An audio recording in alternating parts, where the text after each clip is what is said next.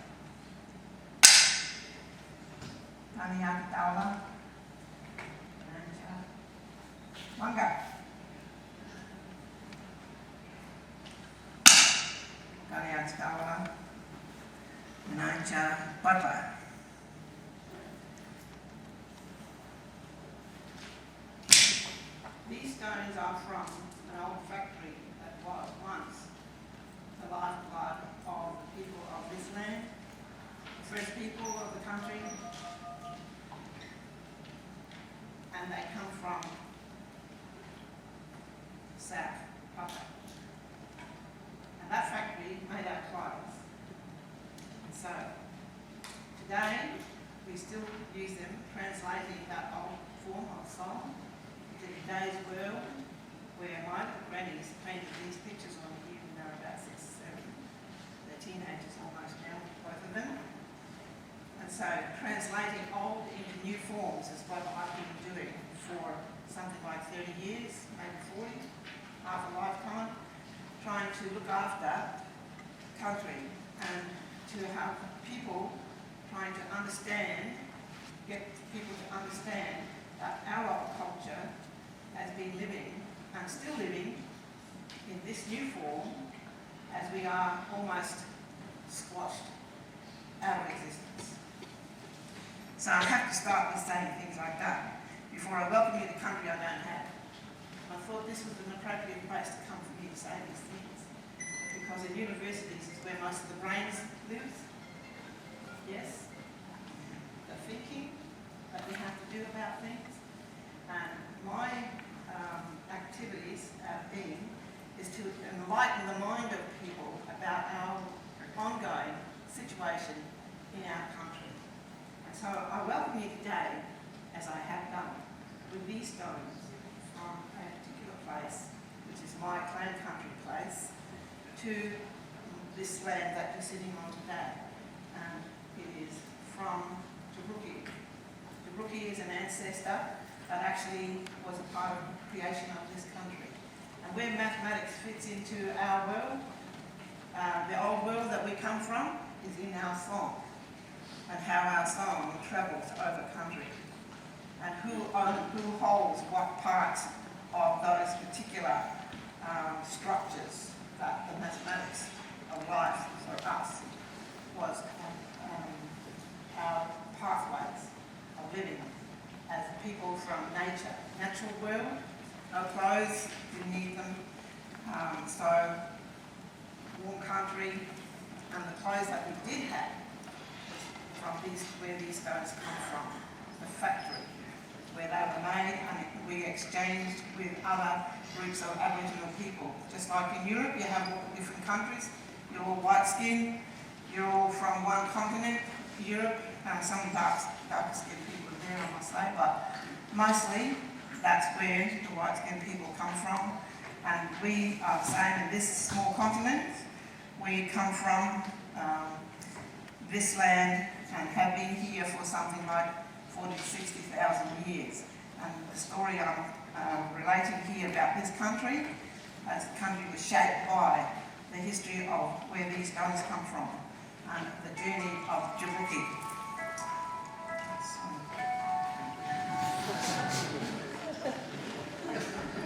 From where Jabuki comes from, and Jabuki starts just down the road here. If you want to go down there, you can go down to Warraparinga. Warripurri is the name, windy place by the river. and it's not far away from here. And it is the first place where that old Djibouti ancestor began the journey along the coast. And in checking this scientifically, you can find that story, that our old stories, and this one can be validated scientifically in today's understandings of things, because it occurred when the land was moving. So how long ago was that? So we've been here for that long. 6,000 years is the measurement that you can take from this old story. Oh, I haven't even been using this thing. My voice is loud enough without it? Yes. So, that's what I come for today, to say these things, because much of what I'm talking about has not even been thought about yet. And when it has been thought about, it's been thought about in pieces. But in fact, if you look on the old map, the new map actually, from the old world of ours, you can see the journeys of our people. We've travelled the whole of the country. We don't just stay in one place. We move the whole country by different ways of being. When we had to have big conferences like this, we had a name for it.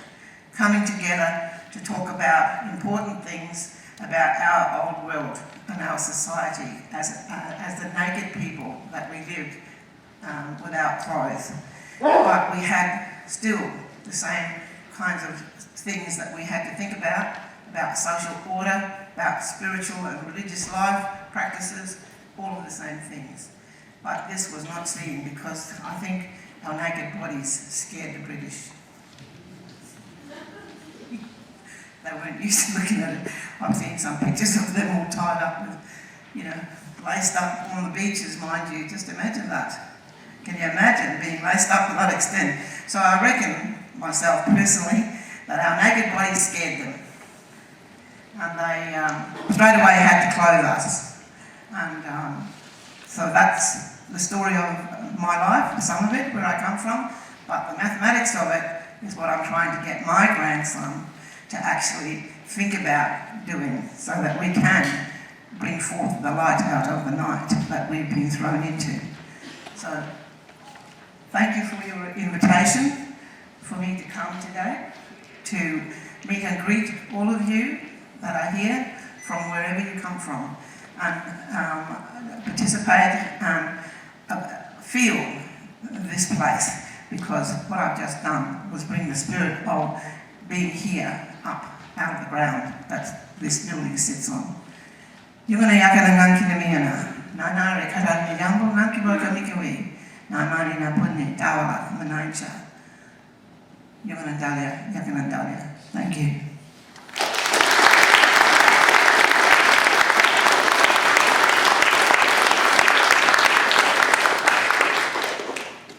Thank you, Auntie Georgina.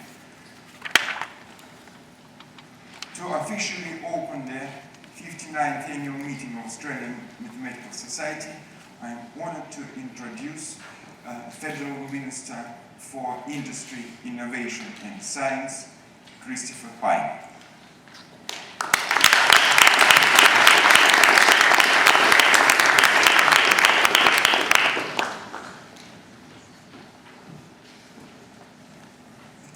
Thank you very much. It's a great pleasure to be here. Thank you, Auntie Georgina, for your welcome to country and your explanation of some of the local law. It's my great pleasure to open the 59th Australian Mathematical Society Conference. I'd also like to acknowledge Professor Colin Sterling, the Vice-Chancellor of Flinders University, the relatively new Vice-Chancellor of this good university, and Professor Tim Marchant as well, who's the Australian Mathematical Society President, but also an ex-South Australian now in Wollongong. I'd also like to acknowledge Dame Frances Kerwin, who's the Professor of Mathematics at Oxford University, and she will later deliver the Hannah Newman Lecture this morning. Role models like Dame Frances play a vital role in learning and fostering the enthusiasm and strength of the growing community of Australian women mathematicians. I understand there was a Women in Mathematics dinner last night. I hope you had a great time networking and talking mathematics, but also managed to make it to this morning's opening after your dinner last night. And can I also say what a privilege it is to have two other very distinguished guests, Professor Terence Tao from the University of California in Los Angeles and Professor Manjul Bhargava from Princeton University. Of course, Professor Tao is a great favourite here in South Australia, being a South Australian, both winners of the Fields Medal, which is the Nobel Prize really for mathematics. And while we very much welcome Manjul Bhargava from Princeton, we especially welcome back Professor Terence Tao, who was originally in Adelaide and joins three other Nobel Prize winners from South Australia, all of whom come from St. Peter's College actually, which is the one school outside the Bronx Mathematical School in New York that can boast three Nobel Prize winners in the entire world, which is a great achievement. So we are particularly proud of Professor Tao. I'd also like to acknowledge and welcome the members of the Australian Mathematical Society, and I hope that they'll be able to continue their inspiring work and extend the mathematical knowledge of Australia and the world. This is an important time when the Australian Government is pursuing measures to bolster interest and engagement in STEM and science, technology, engineering and mathematics, which are critical to building a modern Australian economy. And we are fortunate to have a Prime Minister who is particularly engaged when it comes to innovation, technology, science, mathematics, and I must say I'm pleased to have been recently appointed as the Industry, Innovation and Science Minister, and happily in a government led by a Prime Minister who is particularly engaged in that subject, which I think will give it great prominence. Events like this one, including participation by eminent leaders in the global mathematics community, will help increase community awareness about the importance of STEM. To say that mathematics and human civilization are intrinsically connected might be self-evident to an audience like this one, but not necessarily so to the wider community. Maths is pervasive. It underpins the vital fields of natural science, engineering, medicine, finance, the social sciences and technology. It drives innovation, turning new ideas and inventions into internationally competitive products, services and exports.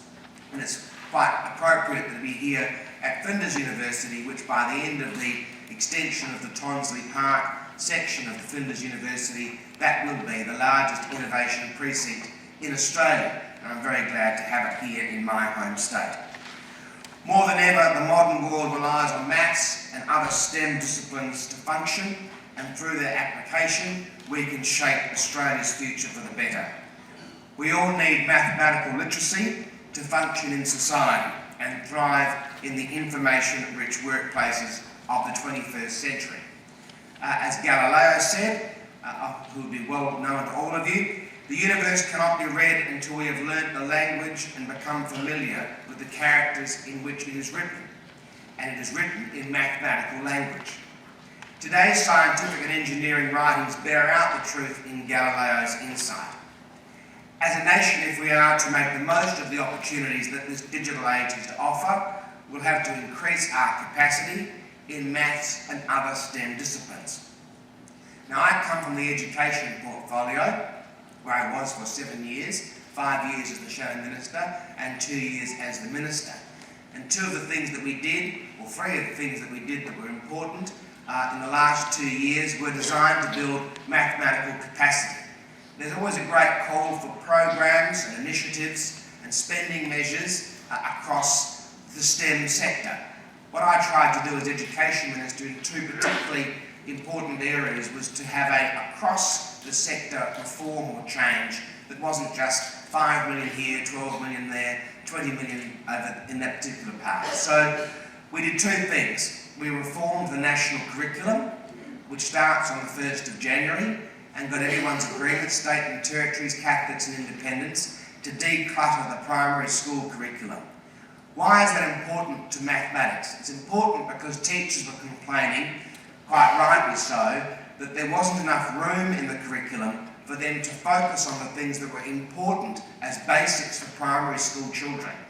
The national curriculum was quite so prescriptive that they had to move quickly from one subject to another. And the feedback from them was but they knew that sometimes their class didn't get a concept, but the curriculum required them to move on to the new area. So we've decluttered the national curriculum. In primary school, for example, we've turned 4 subjects into 1, including history, which was of course my particular subject, as I'm not a mathematician but I'm more of a humanities person.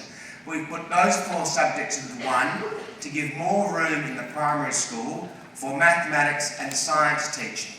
So that's a very important change because it's across the whole of the national curriculum, not just a $12 million program, but a change to the national curriculum to give teachers more space to focus on the things that matter, and the things that matter, of course, are things like English, mathematics and science.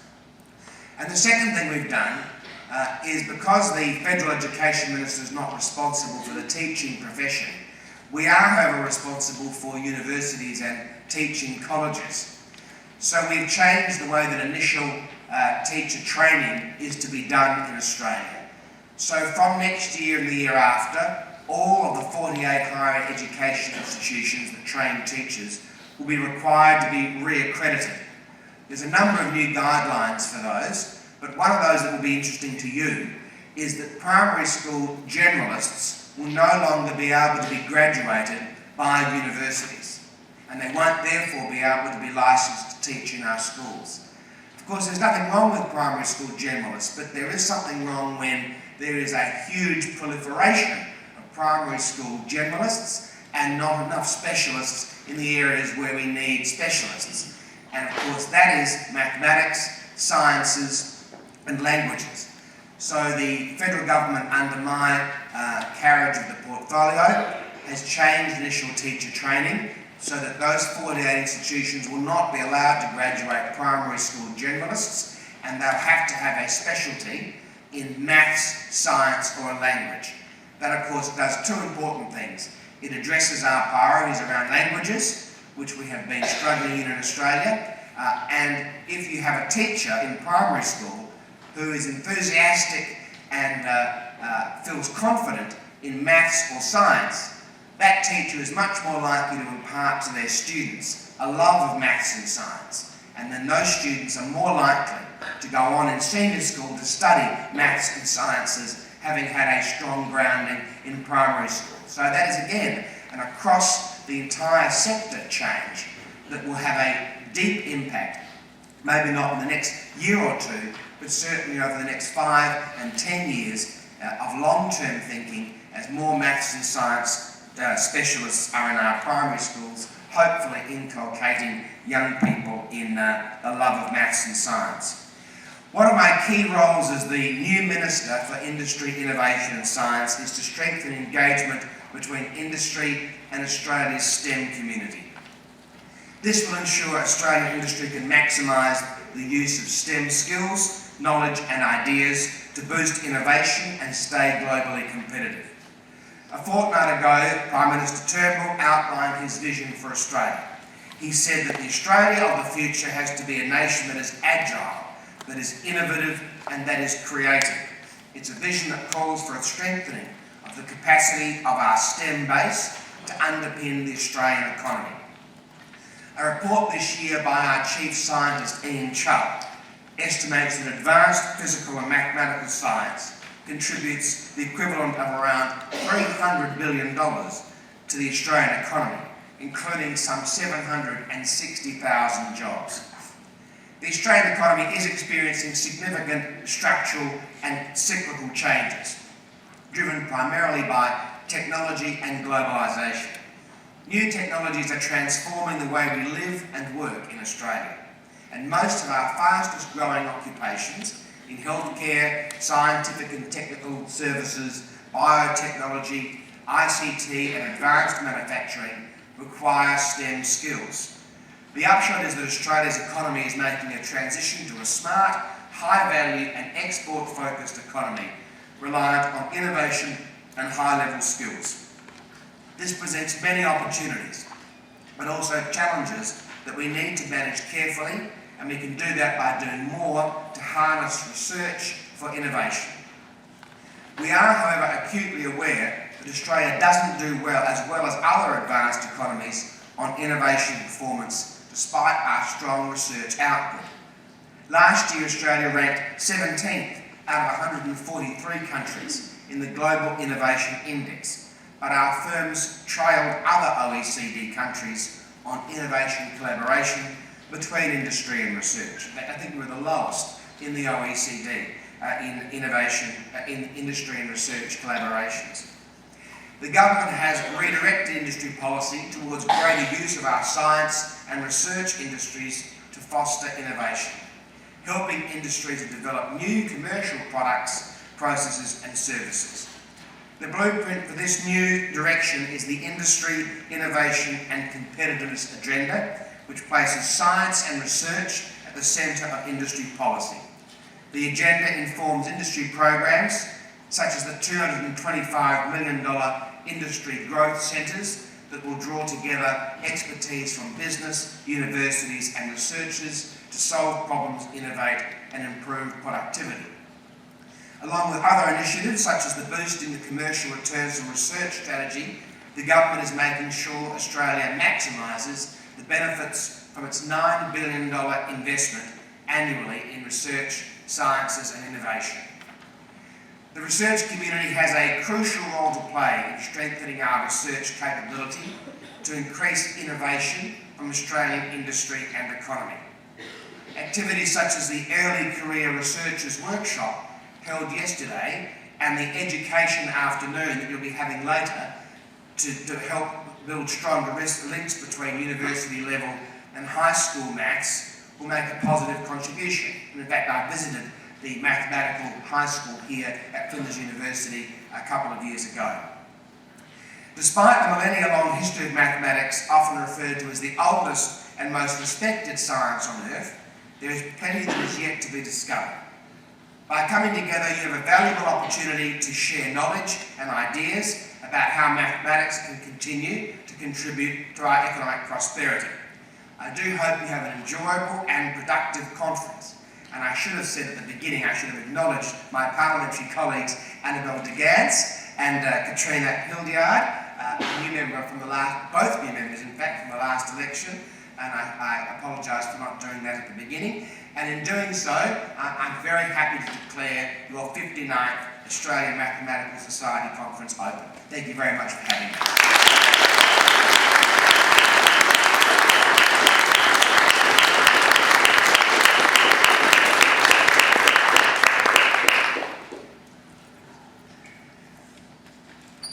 I'm equally honoured to introduce the Vice-Chancellor of Flinders University, Professor Colin Sterling, to whom organising committee are very grateful for generous support.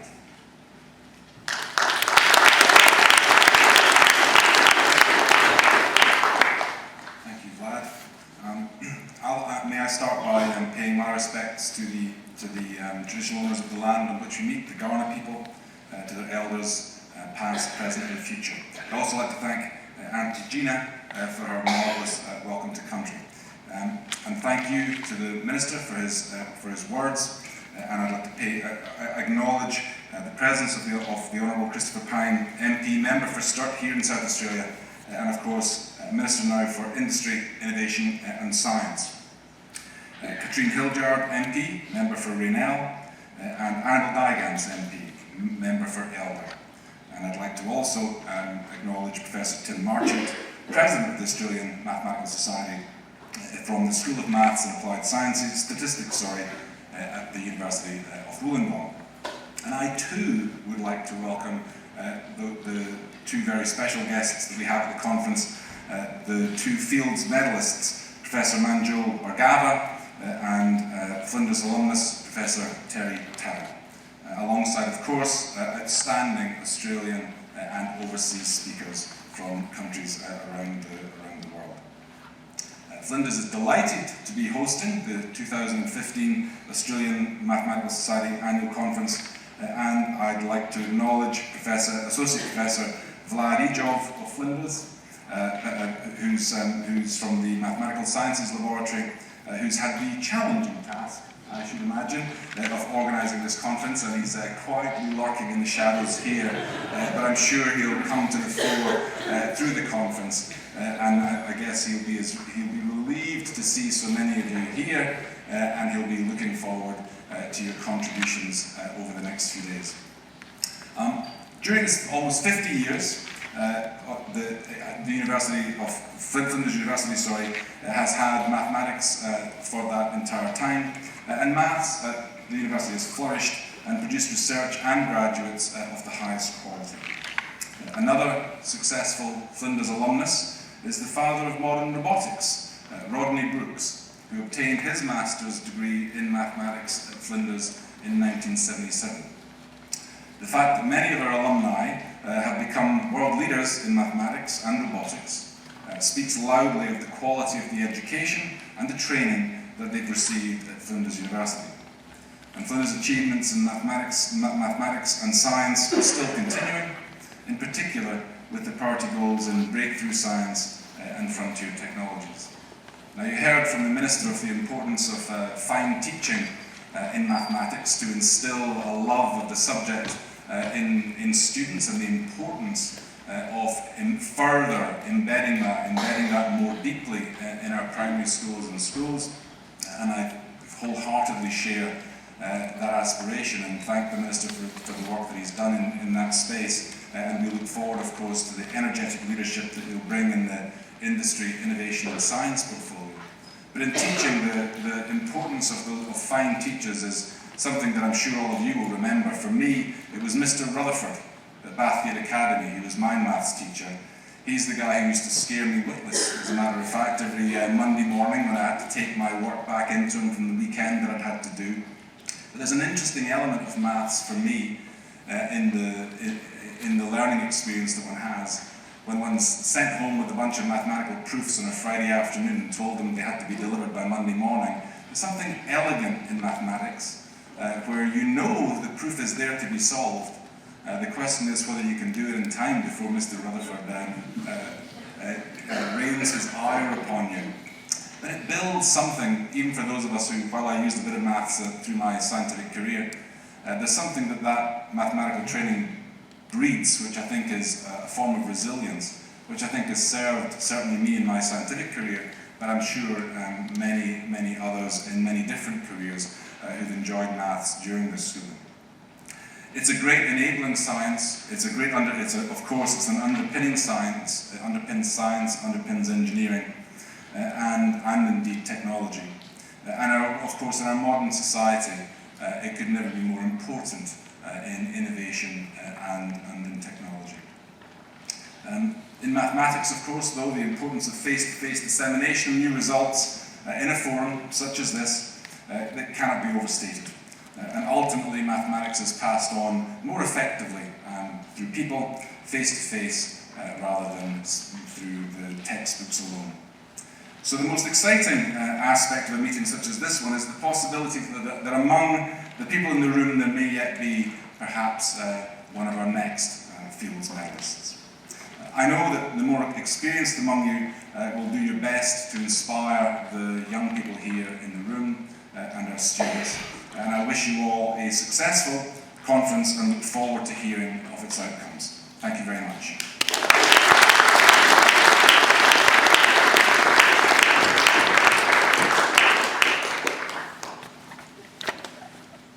We are also very grateful to South Australian government for their support and attention, and I'm delighted to introduce Katrine Hildyard, representing Minister for Education.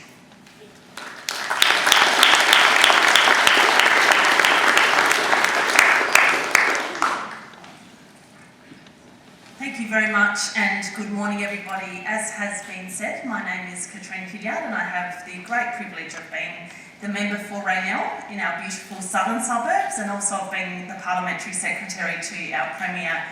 I also wanted to start by acknowledging that the land we gather on is the traditional land of the Kaurna people, and by paying our deep and collective respects to Kaurna elders past and present. I also wanted to thank my dear friend Auntie Georgina for her beautiful welcome to country. Thank you, Auntie Georgina. I also acknowledge the Honourable Christopher Pyne, Minister for Industry, Innovation and Science, and thank you for your words this morning. Professor Colin Sterling, your Vice-Chancellor here at Flinders University, my parliamentary colleague, my friend Annabelle Dygants, Member for Elder, Associate Professor Andrew Parkin, Deputy Vice-Chancellor, Flinders University, Professor Tim Marchant, President, Australian Mathematics Society, Dame Frances Kerwan, and all of you who've chosen to attend over the next 4 days.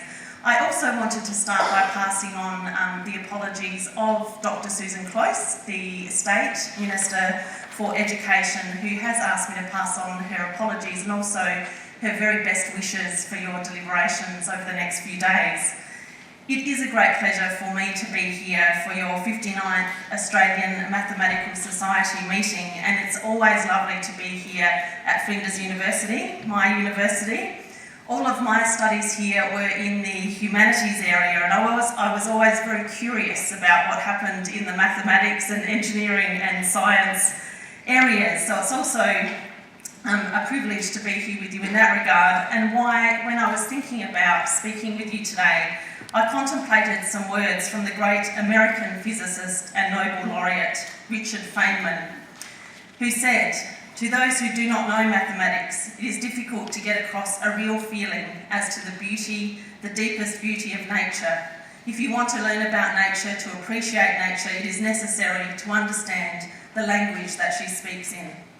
Associating beauty with maths seems quite incongruous for those of us who are not mathematicians, but numbers underpin the appearance of beauty in nature, the remarkable patterns we find in flowers, shells, trees, and even in each other's faces. Nature's wonders have long been evoked in poetry, art and music, as my friends and I from the Humanities School know only too well. But it has been argued that when it comes to teasing out the inherent secrets of the universe, nothing visual, verbal or oral comes close to matching the accuracy and economy, the power and elegance, and the inescapable truth of the mathematical. Of course, mathematics is important to us for many other reasons than just the aesthetic. From helping us to understand the world around us, to helping us understand our finances, maths touches every part of our lives. Our chief scientist, Professor Ian Chubb, says that mathematics is the only subject whose study consistently enhances performance across all fields of science. It forms the basis of most scientific and industrial research and development. Increasingly, many complex systems and structures in the modern world can only be understood using mathematics. Maths is an essential basis for studying the sciences, as well as other subjects including music. A background in maths opens up the door to a wealth of different careers, and the opposite is also true. Students' possibilities narrow when they give up maths, and I know that that is very much a live conversation in my household at the moment with my teenage sons. For all these reasons, our South Australian Government and community is working hard to promote the study of STEM subjects, including maths, in our schools. The more our students can learn and experience in this area, the better prepared they will be to study and work in the careers of the future. I thank and acknowledge your society's efforts over nearly 60 years in raising the profile of mathematics across our community and holding events like this where mathematicians can come together. This annual conference is the only national event where Australian mathematical researchers from all areas of mathematics can meet with peers from Australia and overseas, share ideas and initiate collaborations that will lead to new research vital to Australia's future. This year's conference has a record 13 distinguished plenary speakers, including 2 Fields medalists, as has been mentioned, Adelaide-born Terence Tao and Maljul Bhargava, as well as more than 250 specialised talks. South Australian industries such as engineering, mining, aviation, finance, security and public health will all reap long-term benefits from this meeting of great mathematical minds. Your high school education afternoon, a program of talks for South Australian high school mathematics teachers, will also no doubt build stronger links between university level and high school mathematics and enrich the high school mathematics curriculum. Part of what makes Australia unique in mathematics is that leading researchers are actively involved in teaching, keeping their courses up to date with the latest developments in your field. One of the highlights in this regard this week is a public lecture by Professor Terence Towell, which will be hosted by Adelaide Town Hall, a sign of increasing community recognition of the important role that mathematics plays in all of our lives. This public lecture will be followed by a recital featuring multi-talented mathematicians also showcasing their musical talents. To all of you, this 59th annual meeting of the Australian Mathematical Society provides an ideal opportunity for discussion and the advancement of mathematical research that absolutely helps to shape our states and indeed our nation's thinking and progress. Thank you for being here. Thank you in advance for your deliberations over the next few days. I wish you all the very best for a productive annual meeting. Thank you for having me here. Thank you.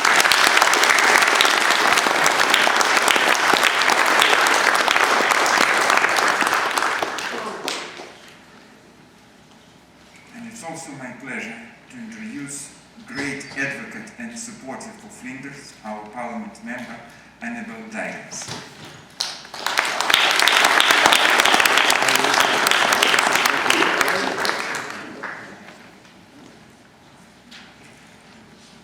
Thank you, Vlad.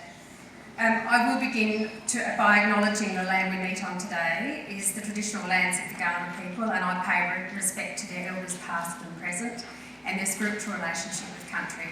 And thank you, Auntie Georgina, for a wonderful welcome. And I think bringing in the spirit is really symbolic, so thank you. I will reaffirm all the previous acknowledgements because mine are very similar to what you've already heard, and thank you to my parliamentary colleague, Katrina Hilliard. Good morning to all of you, and it is a great pleasure to be here at the opening of the 59th annual meeting of the Australian Mathematical Society.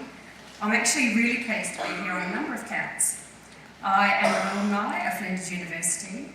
I'm a former teacher on the teaching staff at Flinders University, and I'm also a local member, the member for Elder, where the Tonsley campus is situated.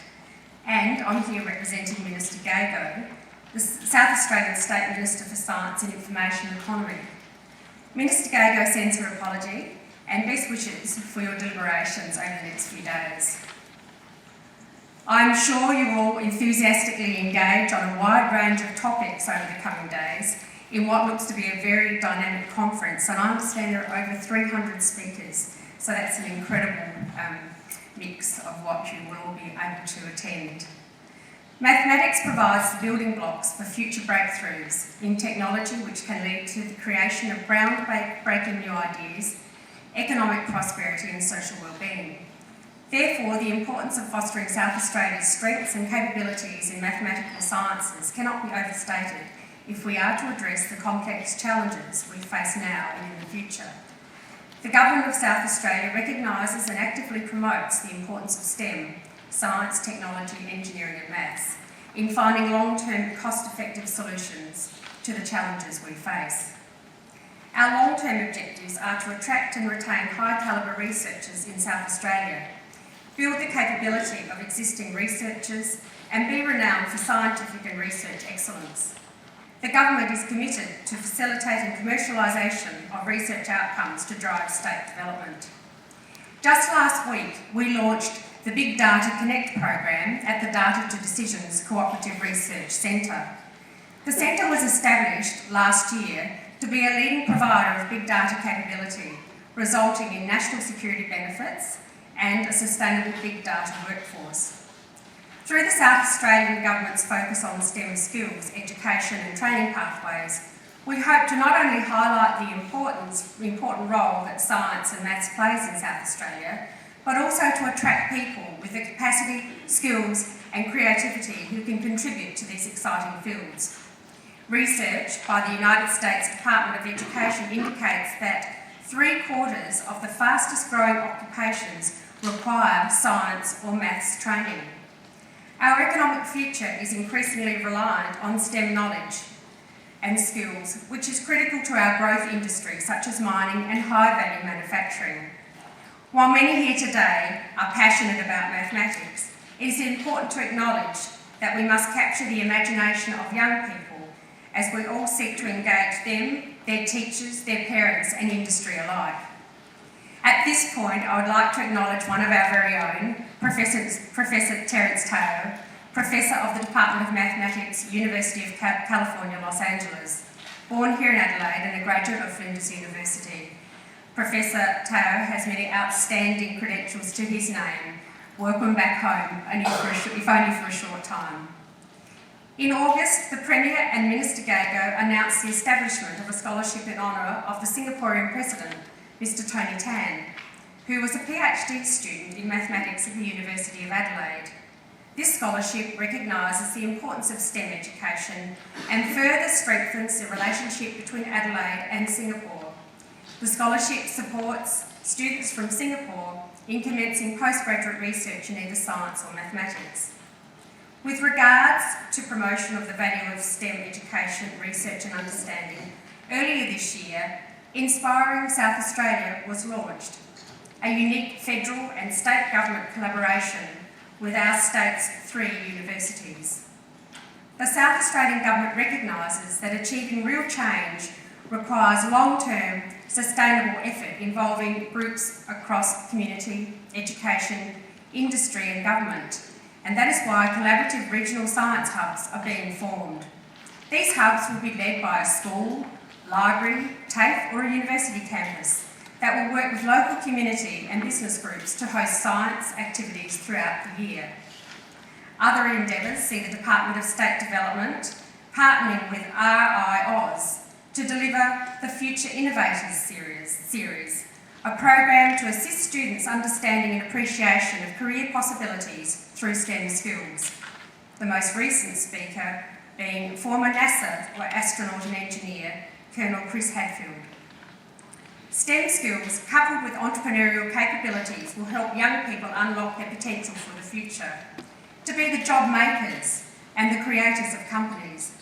That is why earlier this year the government piloted an entrepreneurship workshop for primary and secondary school teachers, aimed to equip them with skills for the classroom, be it in science, maths or art. Skills to inspire students to commercialise their ideas and perhaps form their own business. With support from the Flinders University New Venture Institute, the Australian Science and Mathematics School, a second workshop is being held as we speak. The Government of South Australia is committed to and will continue to create and highlight the broad range of exciting, highly skilled job opportunities offered in STEM industries. I'd like to acknowledge and thank all of you for your continued passion and dedication to mathematics here in South Australia, nationally, and indeed around the world. In closing, I congratulate the Australian Mathematical Society on its 59th annual meeting and wish you all well over the next few days in your deliberations. And I've been extremely honoured to be part of this official opening. Thank you and enjoy the next few days.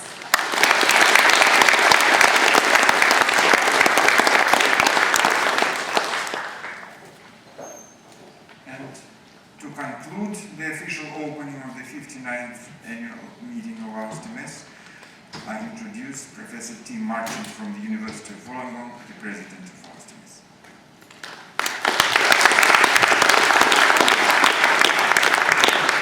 Thank you, Vladimir. So, I'm Tim Marchant. I'm from the University of Wollongong, and my current role at the moment is President of the Australian Mathematical Society.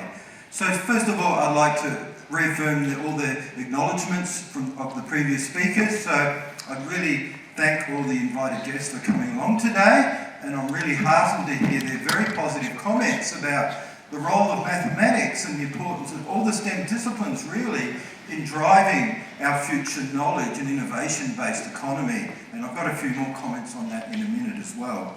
So, welcome to our 59th annual meeting, being hosted here at Flinders University.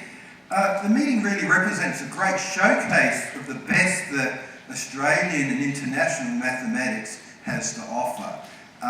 We have nearly 300 talks being presented over 4 days.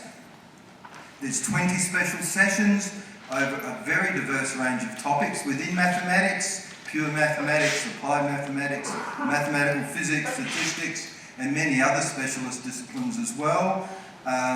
We have some public lectures trying to reach out to the public. We have some events to support women in mathematics and early career researchers as well.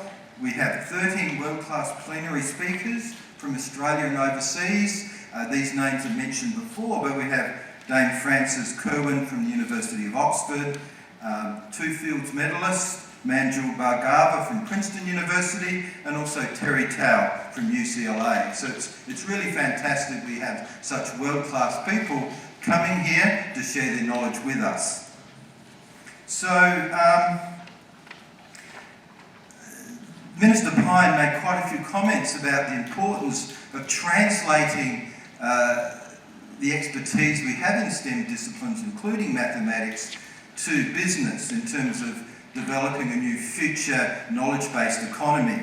And so I've got a few comments here about the boosting the commercial returns and research program they've introduced. So just to recap, this is a set of this program really acknowledges the high quality of the research we do. That's the publications we do, the journal publications we do, and the citations those papers receive. Per capita, those outcomes for Australia are world-class and places us near the top of the OECD table. But as the Minister said, the translation of that world-class research to commercial outcomes is quite poor by OECD standards. And so this program is looking to change that and get better outcomes to generate a new knowledge-based economy and innovation, because every economy needs new industries. And so what I want to say is that Australian Mathematical Sciences supports these initiatives and for quite a long time has played a key role in building links with industry.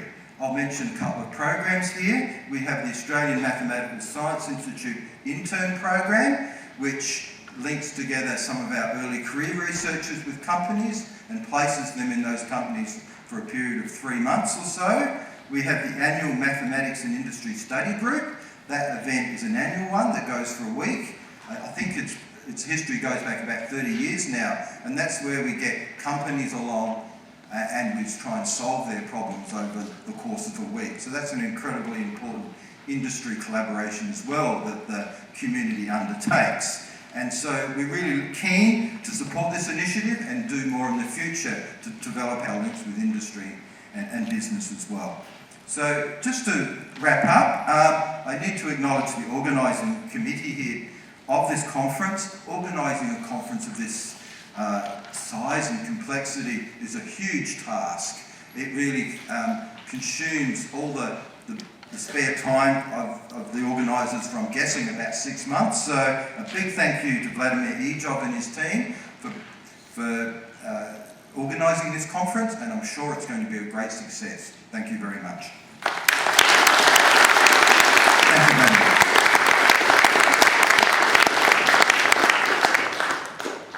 Let's thank all our distinguished guests for participating in this official opening, and we'll have a 10 minutes break, after which we get to business.